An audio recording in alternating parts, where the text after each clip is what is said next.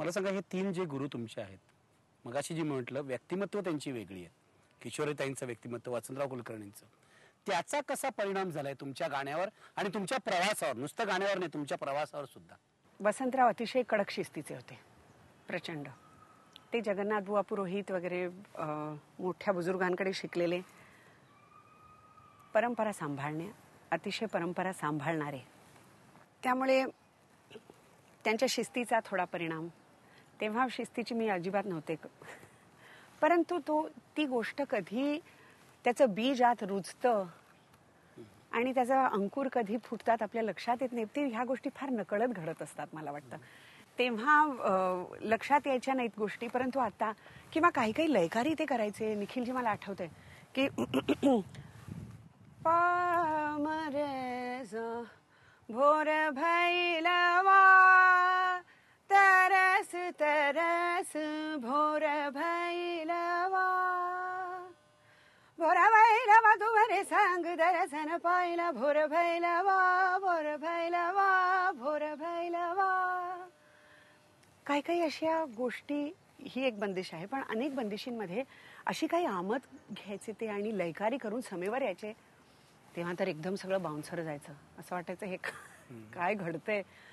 आणि असं वाटायचं की ताल सम रामभाऊ मराठे हे सगळे गायत असायचे, की असं वाटायचं की त्यांच्याकडे एकदम नोकरीला ते अशी उभी आहे की काय.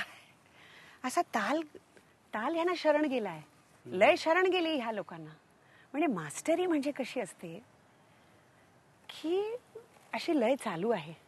म्हणजे अनेक वेळेला निखिलजी माझे गुरुजी म्हणायचे की ठेका द्यायला सांगायचे, आणि कुठला लय कुठली चाललेली आहे, धा धिन धिन, ही इतकी अशी विलंबित लय चाललेली आहे. गायक बसलाय, तबला प्लेयर बसलेले आहेत.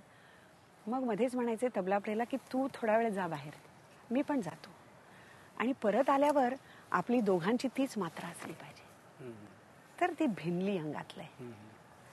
ह्या अशा काही गोष्टी वसंतरावांनी अशा सांगितल्या. तेव्हा अनेक वेळेला असं होतं की तेव्हा कळत नाही त्याचा अर्थ काय आहे.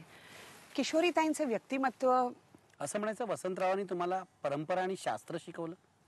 नक्कीच शिकवलं. किशोरीताईंनी काय नाही शिकवलं. मला असं वाटतं कसं स्वरावर प्रेम करावं. सूर हाच आपला ईश्वर आहे. आणि किशोरीताई म्हणजे परफेक्शनिस्ट आहेत. त्यांनी रांगोळी जरी काढली तरी इतकी सुंदर रांगोळी काढतात त्या, फार सुंदर. म्हणजे अगदी अशी ठिपक्यांची नाही, एखादं सुंदर चित्र त्या रांगोळी काढतात, सुरेख. स्वेटर विणला तरी तसाच, फुलका केला तरी तसाच. त्याच्यामुळे कुठलीही गोष्ट अशा आत घुसून करतात त्या. रागावल्या तरी तेवढ्याच प्रकारपणे रागावतात. प्रेम खूप करतात पण निखिलजी, त्या प्रचंड प्रेम करतात.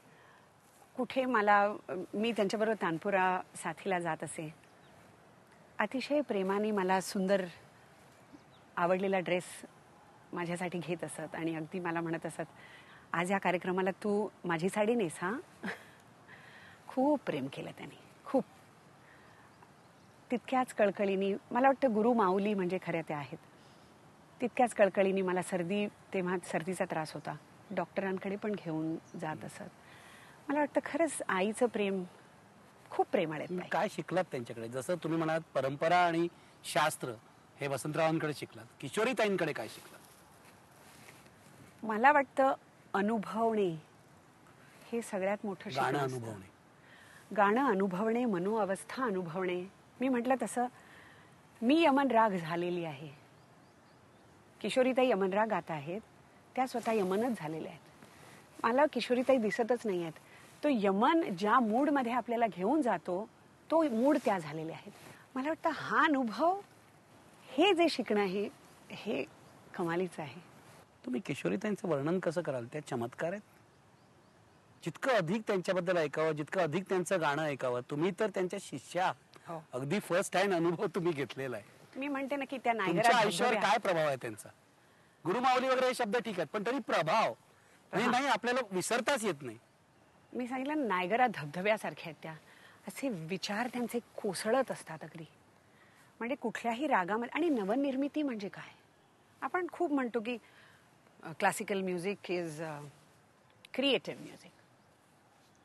माझ्या गुरुजींनी गायलेली बंदिश, त्यांनी केलेली बढत, त्यांनी त्याच्यात केलेल्या स्वराकृती वापरलेल्या, त्यांनी त्याच्यात केलेली लयकारी, शब्दफेक, आवाजाचं मॉड्युलेशन, हे सगळं मी केलं आणि तसंच जर आविष्कार केला तर त्याला क्रिएटिव्ह म्युझिक म्हणता येईल का निखिलजी? मला वाटतं नाही. त्याच्यामुळे स्वतःचा विचार जो खरंच नवीन आहे, जो याच्या आधी कोणीही केलेला नाही, मला वाटतं तशा किशोरीताई आहेत. आणि म्हणजे चमत्कारच आहे. प्रत्येक व्यक्ती जी नवनिर्मिती करते. आणि उत्कटता म्हणजे काय, मला वाटतं खरंच. मला असं वाटतं मला शब्दही अपुरे पडतायत किशोरीताईंचं वर्णन करताना. घास घेरे तान्ह्या बाळ, गोविंदा गोपाळा, भरवी यशोदा